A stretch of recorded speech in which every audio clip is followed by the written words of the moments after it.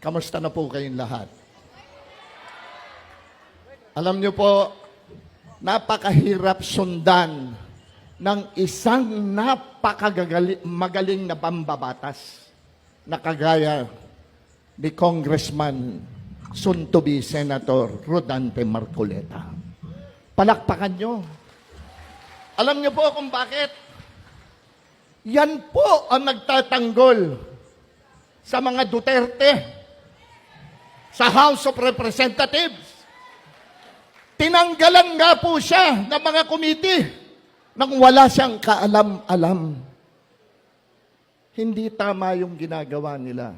Pero hindi natutulog ang Diyos, hindi natutulog si Allah. Alam niya kung ano ang nangyayari dito sa ating bansa. Inaakusahan nila. Hindi man diretso.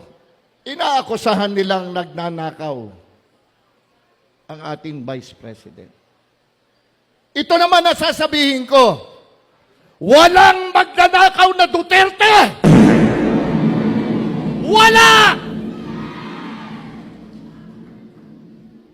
Ang lahi ni former President Rodrigo Roa Duterte ay nananalaytay na dugo sa mga ugat ng kanyang mga anak.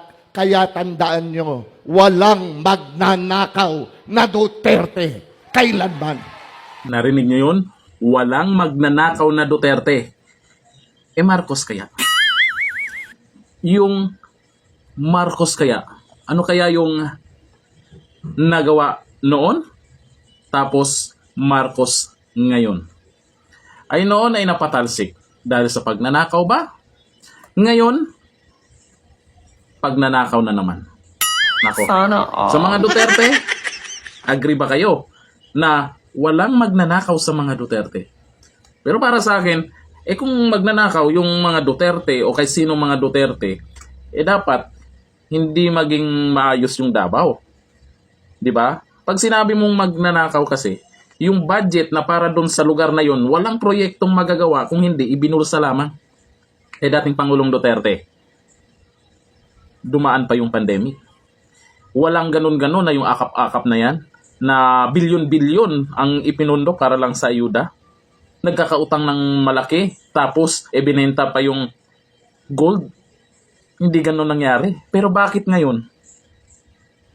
Sa tingin nyo, sino ang pwede nating sabihang magnanakaw? May punto po ito. Si Philip Salvador.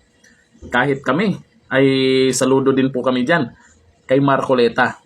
Kaya para sa akin, sa pagkasenador, number 1 si Marcoleta. Kayo, ipoboto nyo ba? Kung mas maganda, para mapigilan natin yung magnanakaw, straight na natin iboto ang mga inendorso ni dating Pangulong Duterte. Yan, dito na. Thank you. Bye-bye.